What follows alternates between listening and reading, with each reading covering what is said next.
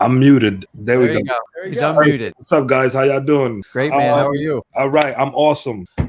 So early on, I decided to, when I was going to take this journey, that I was going to go the real estate agent way. Is that crazy? Are you a real estate agent yourself? I'm not. No. So become a real estate agent to No. properties? No. To use them as the people I'm going to get the property. So, all right, there's two ways around it. There's a good way and a bad way. Are you going to find agents and then try to wholesale their deals? Or are you going to try to make offers on market property? Offers on market property. So I'll tell you this. If it wasn't for 5 years ago, I'd say you're crazy. Okay. There are, and I hate to say this because I don't like this strategy. I don't think it's the best one, but I have met too many people who do deals with this. And if we do deals with it, I make more money doing off market, but there are effective strategies to do MLS hold. It is a thing.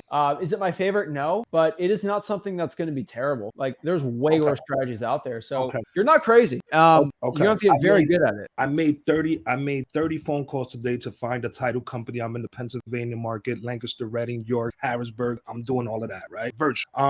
So where are you at right now? New York City. Nice. However, I do know the area because I have family that lives there in those areas, right? So this is for Rick, right? Because so what happened to me was I was making phone calls, speaking to the real estate agents, and I was using the 70% ARV, right? And using the 70% ARV, it was getting me absolutely nowhere, and I was losing confidence as I was getting reject, right? Yeah. So boom, fast forward, and here comes Rick the other day, right? Online, and you did the 70% live, and I was watching, and I heard you, and you did the 83%, and then give yourself space so that way you could work yourself down and then work yourself up, right? So that now when I'm doing the ARVs is getting me way closer to like their asking price. You see what I mean? Obviously. Yeah. So, but the 70% was getting me way low, and I was like, so I started losing confidence. So I stopped calling. The day I made a phone call, I spoke to a real estate agent because Rick, you built my confidence with the showing me how to do the 83% or work your way down and then work your way up, right? So what I did was, so the property is for $240. The property's for $240. It needs about $30,000 in work. The ARV is $240. So then I come up with, if I take 20,000, it's $155. By the way, it's marketed for $155. The ARV is distressed property. It's ARV $240. Doing the strategy, the formula. I'm doing that, and I'm coming up with like taking the assignment fee off. I'm coming up with $148, right? So when I come up with $148, is that my offer? No, right? No. So here's the challenge. So Zach told you there's easier ways to do this, and I agree. But like this approach works because I use it. You got to talk in realtor world, and they don't talk in wholesaler world. They could care less that you're a wholesaler. I wouldn't even use the word wholesaler around her. No. I did not. We built a good calculator. I've done the math. So Diego, at freewholesaling.com, I have a MLS wholesaling course. Okay. In that video, I say I'm not the biggest fan of it, but if you're going to wholesale on the MLS, this is what I do. This is what I tell people to do. This is what actually gets results. Okay. Now, wholesaling on the MLS, it is a volume game. All right. It is a volume game. Massive volume game. So what I can tell you is ARV is not even a real thing. It is fake. It's a different dimension. Okay. You are in a whole different dimension. The rules of physics is different for MLS wholesaling than regular wholesaling. Going from sellers to agents is different. I could care less what the ARV is because the free market already told me what the ARV is on a property.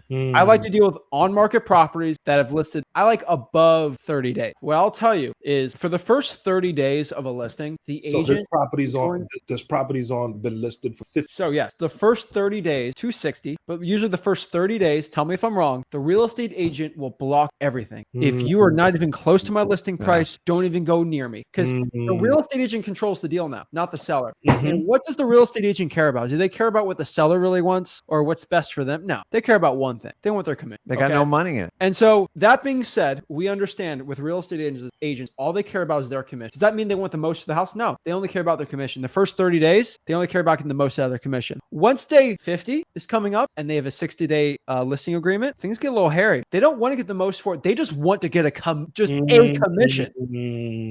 They start getting desperate, right? And so because we know that real estate agents only care about their commission, the closer they are to that listing agreement, maybe I want to go through another realtor. They get a little stressed. That's when you can start hitting with very low offers, and they're a little more inclined to take your offer. So maybe in that, so are you saying maybe in that situation, then 70%, 73%? Okay, let me explain. So go through the course. I explained that. I like over 100 days because I like under 90 because most realtors sign 30, 90-day listing agreements. Some a little longer, but really that's the range. So I like to go in increments. I like 55s. I like 75. Like I like that. So what I like to do is I have just one general rule. This is a volume game. So what I like to do is what actually works for most wholesalers. They send offers 75% off the list price. That they just send it cold to agents. They don't cold call them. They just send them out. And usually you send it through an email to an agent. And doing this method, you can send out probably 300-400 offers out. And you're going to get a lot of callback, half of them from angry realtors, half of them, maybe I'm a little interested. And then you go from there. A lot of people talk about agent outreach, things like that. Real estate agent outreach is a good one, cold calling listings and then offering from there. But you're not going to close a deal with a realtor because it's a waste of time, in my opinion. Half of them are just going to scoff at that price you give, 75 off. No way. But the ones that are a little more desperate, they're going to start calling you back. And that's when you can negotiate them there. On top of that, you're in Pennsylvania. So the average home's 270 in Burke County. That's the market. Yep. And it's 4.2. It's a 5.2. Sorry. It's a 5.2. Is dual agency legal in Pennsylvania? Dual agency is legal in Pennsylvania. It's legal. So I would also do this on top of that. So in freewholesaling.com, I talk about dual agency states and non-dual agency states. Let me pop it up for y'all. But really what you got to do is, again, what we talked about. So dual agency states, dual agency is illegal in Alaska, Colorado, Florida, Kansas, Maryland, Texas, Vermont, Wyoming. You already know what dual agency is, but dual agency is basically when the realtor can be the buyer's agent and the seller's agent. Yeah. So again, let's do the math here. Let's do this 155 off. Let's do this. Yeah. So 155. The ARV is 240. What did I say doesn't exist? You just said that. It's ARV fake. doesn't exist. All right. So 155. Yes. We got what's the the word fugazi was actually built in New York City. So fugazi. All right. 155. We're gonna offer 75%. That's 116,250. Okay. That's gonna be our initial offer we send out. 116,550 to a realtor is a $3,487 commission. So they'll make $7. No. Think about this. No way, Diego. If I sell it for full price, I get $4,650. But guess what? Again, like I said there, at 175 of 155 times 0.03 times 2, that's about $7,000. What's worth more, $7,000 or $4,700? Always $7,000. And what did I say from the beginning? What does the real estate agent care about the most? Their money. Right. They could care less what's best for the seller at that point. They care about their money. Gotcha. I'm saying that in the nicest way possible. And so if you go from that range where you send offers out, but you also include that the realtor is going to be your buyer's agent and they're going to get double the commission, guess what they're going to do back to the seller now? Mr. Seller, I got a very interesting offer. Now they're going to try to convince the seller to go with your offer, knowing it's probably not best for the seller, but it's best for them. And who controls the deal? The realtor. Always the realtor. So that is how you wholesale on the MLS. I can tell you, dude, you got to do hundreds of offers a day, but you got to get that one realtor that is getting, I got 5 days left.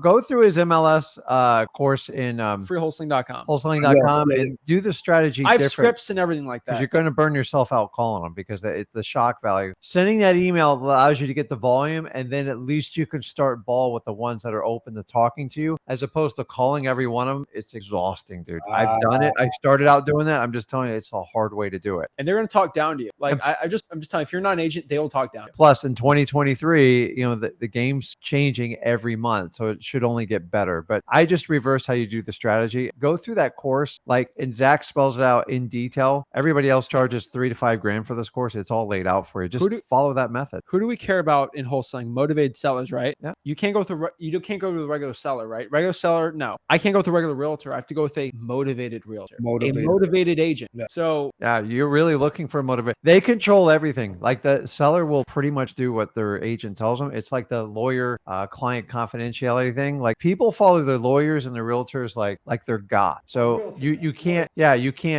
go around it. So you got to find the ones that are gonna. You cannot force a realtor to take your 70% offer. So you're going into a let's just say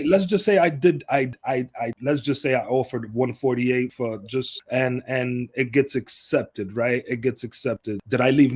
Are you saying I left money on the table? Bro, it costs 6% to close on the deal. Yeah. You gave like a 4.7% discount. That's ridiculous. Like I've said, the only way you can make money off that is you lock it up for 116.5 and you get lucky to sell it for 120, 122, because you got to make even less money. You got to get it under contract for even lower than that. So yeah, that was my next question. So because I'm trying to wrap my head around. Cash buyers have to wrap their mind over things. So for example, you go to the grocery store. If they show in a grocery store that the grocery store bought it for $3 and they're selling it to you for $5, you're less likely to buy it, right? It's better when it just has a price engine. $5, okay. I'm upset when I know how much someone's making on it, right?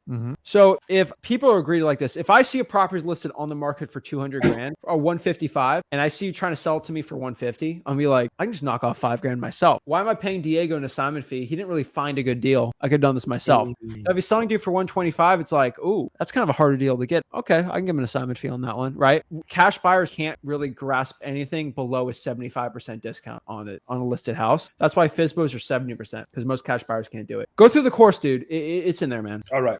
Thanks, guys. I appreciate you guys. Happy New Year. Okay. Right, Happy New Year, man. Wholesaling MLS properties is a what game? Numbers game. It's a numbers game. Figure that out. Get the volume up. You'll be good, man. All right. Thank you, man. Thanks, guys. All right.